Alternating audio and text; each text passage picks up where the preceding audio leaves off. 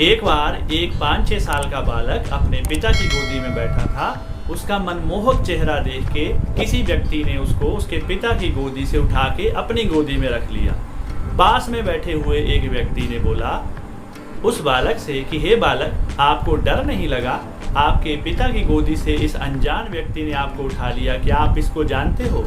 उस बालक ने बड़े ही अच्छे तरीके से जवाब दिया कि नहीं अंकल जी, मैं इस व्यक्ति को नहीं जानता, पर मेरे पिताजी इस व्यक्ति को जरूर जानते हैं। मेरे पिताजी इस व्यक्ति को जानते नहीं होते तो इसके पास मुझे नहीं देते।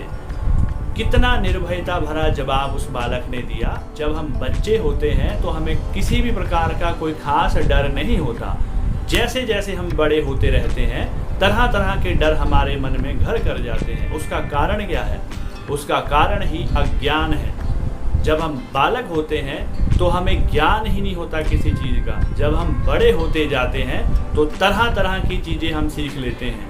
उसके पश्चात सही क्या है गलत क्या है इसका निर्णय नहीं कर पाते।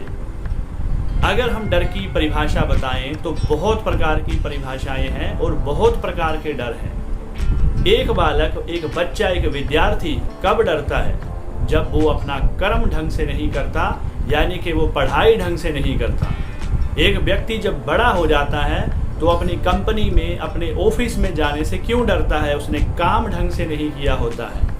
एक गृहस्थी व्यक्ति किस लिए डरता है? वो इसलिए डरता है कि वो कोई ऐसा कार्य करता है जो उसके परिवार के लिए सही नहीं है, समाज के लिए सही नहीं है। एक रोगी व्यक्ति क्यों डरता है? वो इसलिए डरता है कि उसने कभी ना संयम बरता, ना कभी एक्सरसाइज की, ना कभी योगा किया और ना खान पान का ध्यान किया, ना ही दवाई ठीक ढंग से खाई। एक वृद्ध व्यक्ति क्यों डरता है? वो डरता है अपने बच्चों के भविष्य के लिए, वो डरता है मृत्यु के भय के लिए। तो इसका हल क्या है? सबसे बड़ा हल है कि हम इस अज्ञान से छुटकारा पाएं, ज्ञान सीखें। अब ज्ञान क्या है?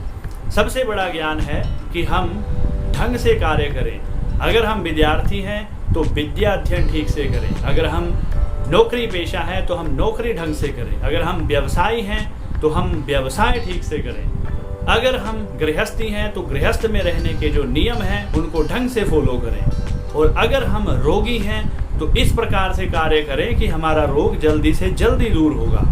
अगर हमें हमारे ऊपर ऋण है तो इस प्रकार से कार्य करें कि ऋण जल्दी से जल्दी चुकता किया जा सके। इस प्रकार का ज्ञान आपको कहाँ से मिलेगा? सिर्फ और सिर्फ एक अच्छे मार्गदर्शक से आपको मिलेगा। आपको चाहिए कि इस प्रकार का व्यक्ति आप ढूंढिए जो आपको तन से स्वस्थ रहने के लिए उपाय बताए, आपको मन से स्वस्थ रहने के लिए उपाय बताएं और धन से कैसे स्वस्थ बनना है, बलवान बनना है, उसके उपाय बताएं। शास्त्रों में बहुत प्रकार का ज्ञान भरा हुआ है। जरूरत है उस ज्ञान को सीखने के वाले व्यक्तियों की और सिखाने वाले व्यक्तियों की। मैं कोशिश करूंगा कि जितना ज्ञान आज तक मैंने 4 वेद, 18 पुराण, 108 उपनिषदों में से सीखा है, मैं सभी कुछ आपको बताऊं। आपने क्या करना है? हर नियमों का पालन करना है। जैसे प्रातः काल उठने के पश्चात क्या करना है, उसके अलावा एक्सरसाइज की विधियां मैं आपको बताऊंगा, उसका पालन करना है और उस बालक की तरह निर्भय हो जाना है। इस प्रकार से अपने आप को बना लेना है, तन से मजबूत और मन से मजबूत बना लेना है कि उस बालक की तरह आप हमेशा निर्भय पूर्ण उत्तर दें। जब भी आपको कोई समस्या आए तो आपके अंदर में बैठा हुआ वो परम पिता परमेश्वर स्वयं अंदर से बोले कि बेटा मैं तुम्हारे साथ हूँ। भगवान का सही समय में भजन पूजन करिए, अपने तन को स्वस्थ रखने के लिए कसरत कीजिए, योगा कीजिए, मन को स्वस्थ रखने के लिए अच्छे ग्रंथों का अध्ययन कीजिए, अच्छे व्यक्तियों को सुनिए, अच्छी बातों का पालन कीजिए। धन्यवाद।